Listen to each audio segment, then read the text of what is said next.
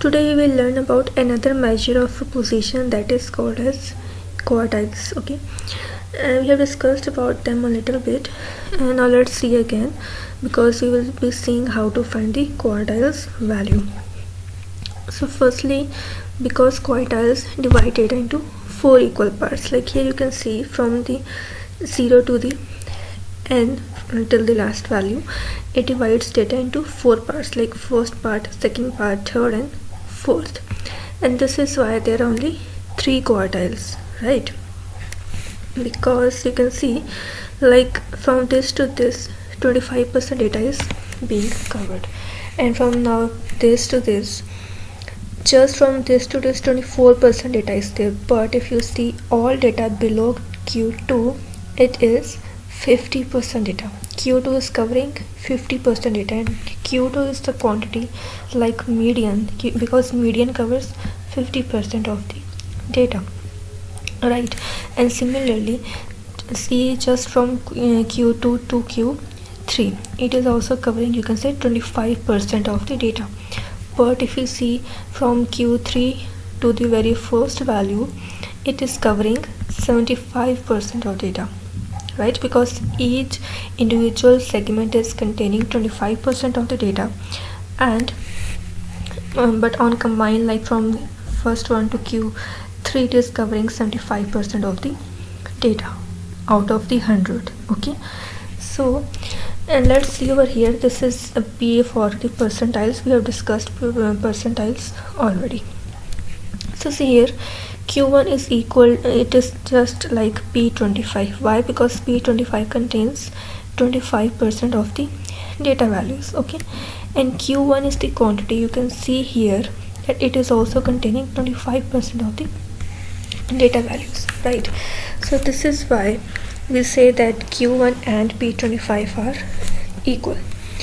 And now in the second case, see over here, we know that this Q2 as well as this P50 are equal. But how they're actually equal, right? This we have to see. So P50 contains 50% of the data, right? And here you can see for Q2, it is also containing, from the start to here, it is containing 50% of the data, right?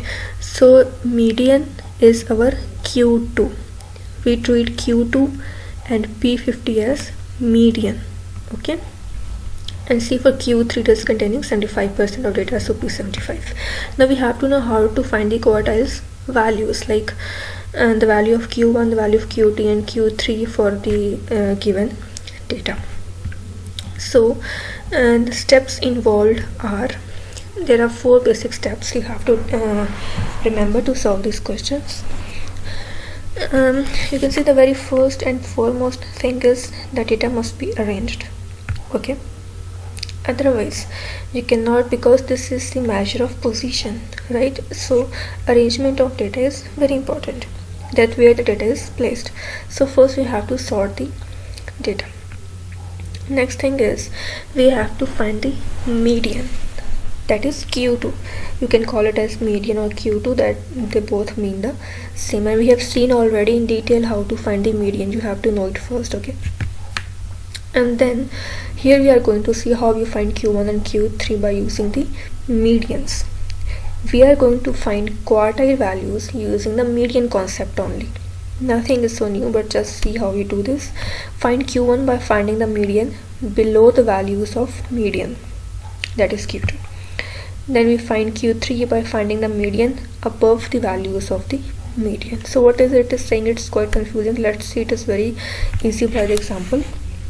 So for this data, we have to find Q1, Q2 and Q3, all of the quartiles. So you can see the data is unarranged. Okay, so first we have arranged our data in the ascending order. So now you have to just like median, revise the concept of median, how you used to find a median. Like see, there are total 1 2 3 4 5 6 7 8 number of values, which is even, right? Even number of values are there. Not even values are there, but even number of values are there, right? And we know that in even number of values we cannot easily get our median directly, Median is a quantity that divides data into two halves. Like if you skip this 50 for a while, that this 50 does not exist. Okay, so see from only this data, what is the median for this data? Like 3 values here and then 3 values here. This 13 can be our median because it is dividing data into 2 equal parts, right? But because this is even number of values, so we cannot directly get it. But in even number of values, what we do, we take the average of the mid 2 values, because we don't have any one mid. Okay, so for that we take the 2 mids. Like these 2 values are dividing data into 2 halves, first half and the second half, equal halves, 3 values here, 3 values here. This is the concept of median, right? So 13 plus 15 by 2, this gives us the average, and that average is our median. This Q2 is our median. Okay, remember. Now and this is nothing strange that before finding Q1 we are finding Q2. Before finding all the quartiles, the very first thing you have to know is Q2. Q2 you will find very first. In the first attempt you will find Q2 and then you will go for Q1 and Q3. Okay, because we have to know the median for Q1 and Q3. So now to find Q1, what you will do, find Q1 below the median Q2. Q2 is what? 14. Although 14 is not directly in our data value, but we know somewhere over here our median is existing, right? So now we know that 14 has divided our data into 2 equal parts. One part from 13 to 5, here our median, and this from 15 to 50. This is our second part. So in order to find Q1, we will deal with this left, you can say, array of data, one half of the data. So for finding Q1 below median, Q2 will not be involved. Okay, just from 5 to 13 is our array under consideration. Okay, so 5, 6, 12 and 13. Now again in this data find the median. 1, 2, 3, 4, there are 4 even number of values. So now again we find 2 mids, right? These are our 2 mids, and then we find average. Okay, this is how we find Q1 from the left part of the median. And from the right part of the median, there is our median somewhere, so toward the right this is our another array, right?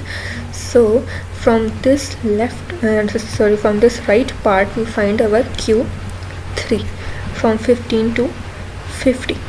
Okay, so see here we are again given with even number of values, so we find the average of the mid 2 values, that is Q3 is now 20. So it is all about finding medians, so you must know how to find medians. This is very easy then. Okay, so that's for our quartiles. Now let's see one important thing, another topic, that is interquartile range. This is basically not a measure of you can say position. This is a measure of you can say variation. We will see about this in the next lectures, but for now we just need to know a little bit about it because we are going to use it in our formula here, just for that. So the quartiles can be used as rough estimate.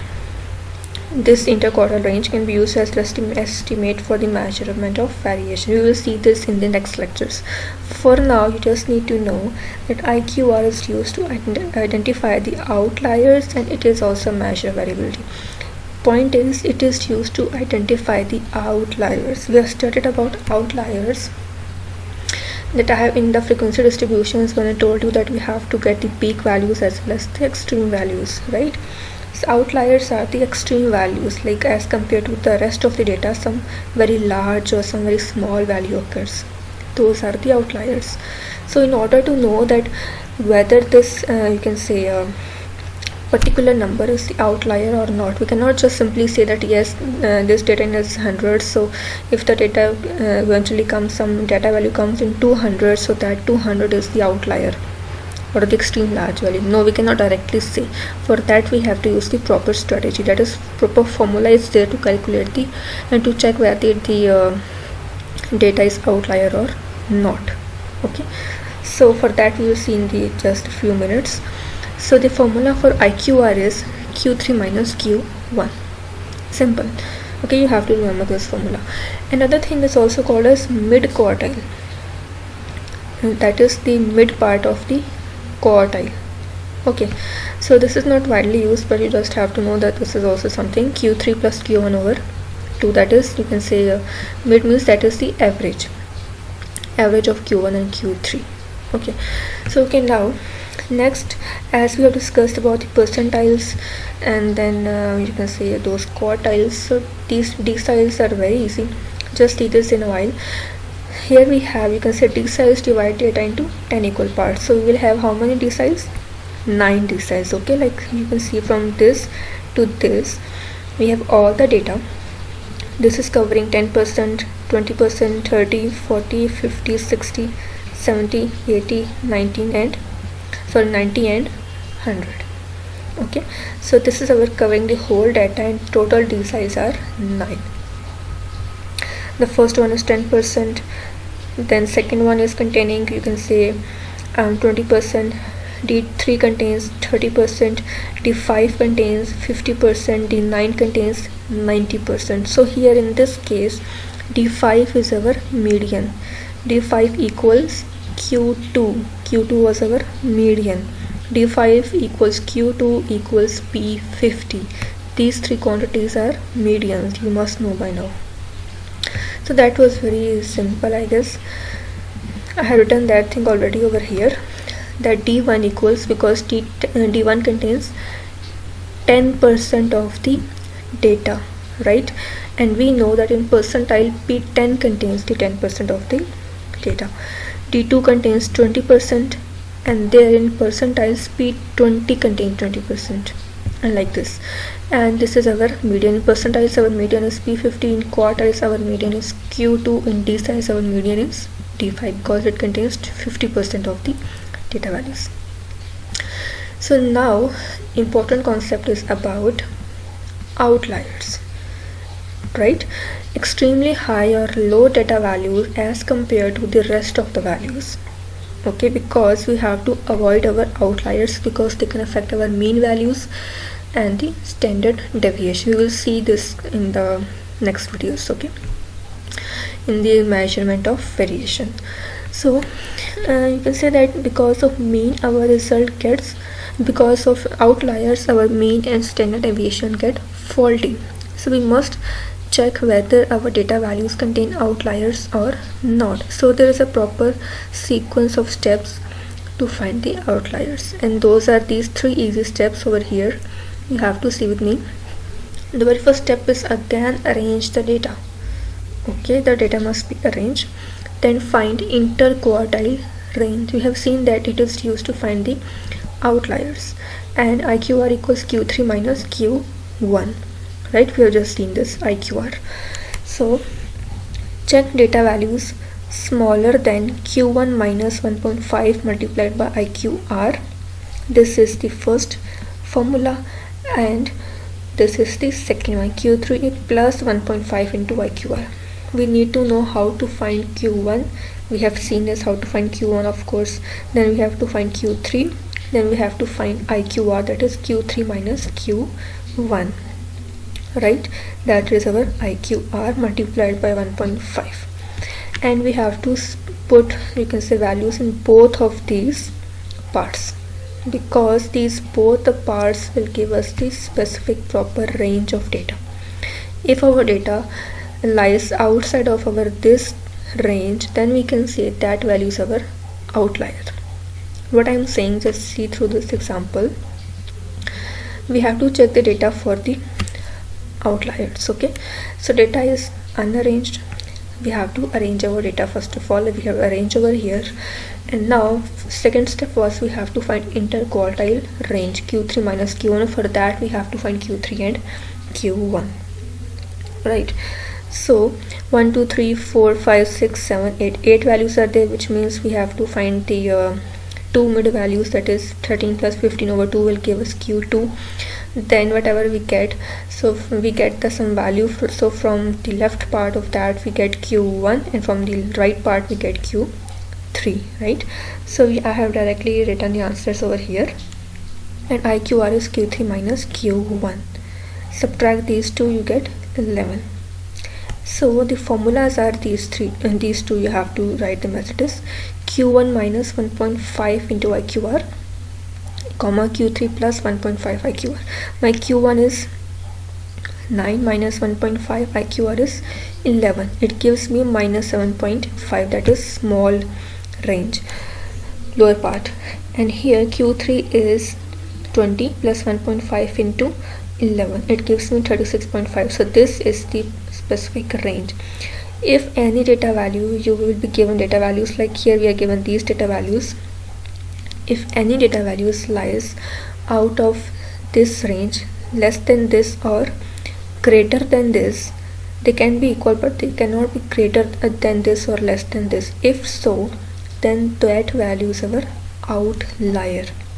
Okay, check data for outside of this range.